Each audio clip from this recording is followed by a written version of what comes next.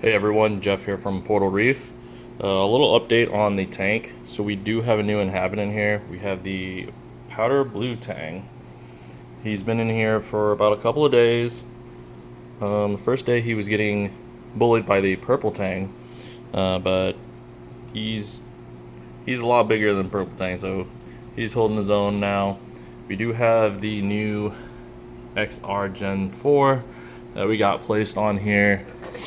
Got it from a local reefer as well as a second one, so got two of them. I did have to buy it's not an off-brand, but it is a mount here, because usually these are 120 RMS mounts, but that one on Amazon was 60, so saved a couple of dollars. Couldn't find anything in the local reefers. Besides that, not much to change in the tank. There's a few changes we did in the sump area. I did glue together a acrylic baffle here, and basically I wanted to be able to see all the way to the back of the sump chamber, because originally we had the black baffle here. So it's doing pretty good.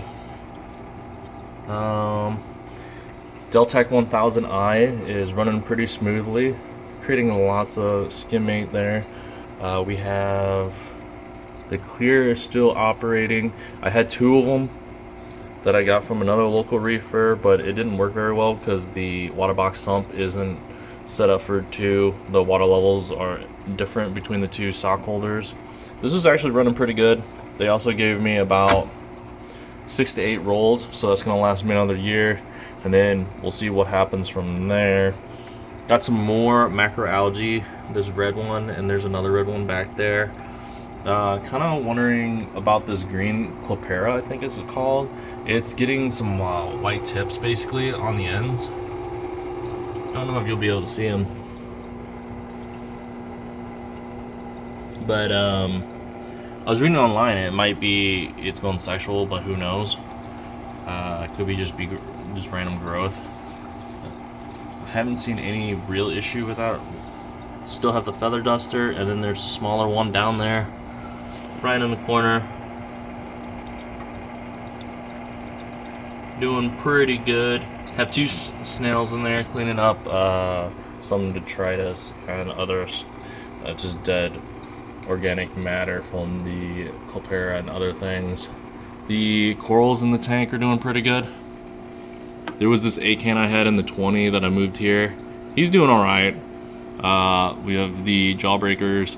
I moved one of the smaller ones from the back to the front.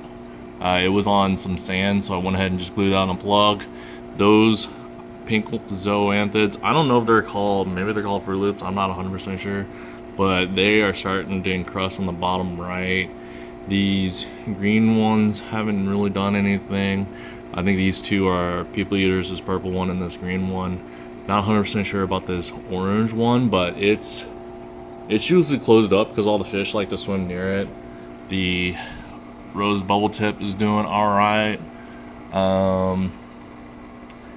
There is some cyanobacteria in the back, which I think it's just because I have elevated nitrates in here. So I think the tank is about 20 to 30 nitrates, and then the phosphates bottom out. I did a couple of tests. I've been dosing phosphate E in there. 0.03, raised it up. Next few days, it was back to 0. So something is definitely eating up that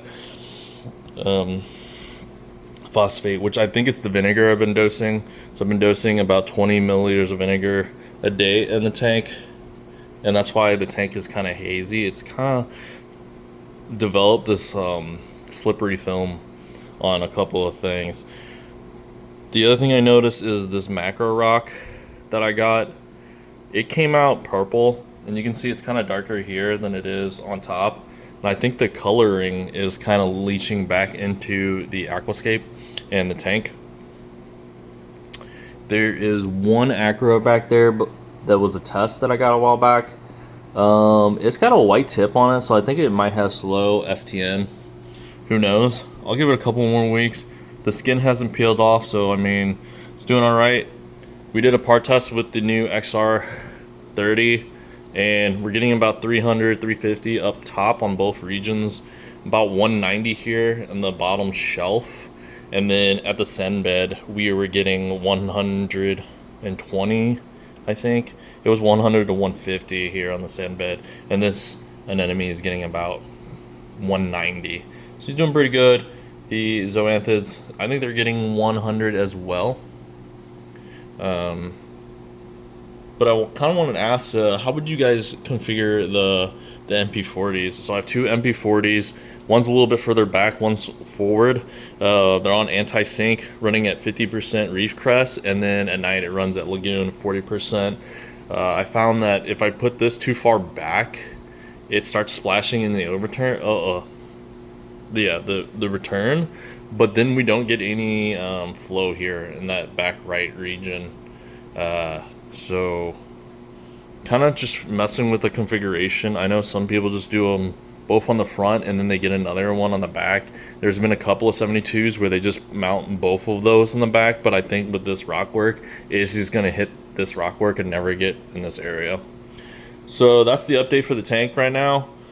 We'll give it a couple of more weeks and then maybe fill out some more corals here on the left side because it's looking pretty barren. But I want to get the nitrates back down to at least 15 before we start doing that, and then possibly getting some frag racks in the tank. That way we can slowly acclimate them from the bottom up. I hope everyone's reef is doing well, and I'll give another update in a few weeks here.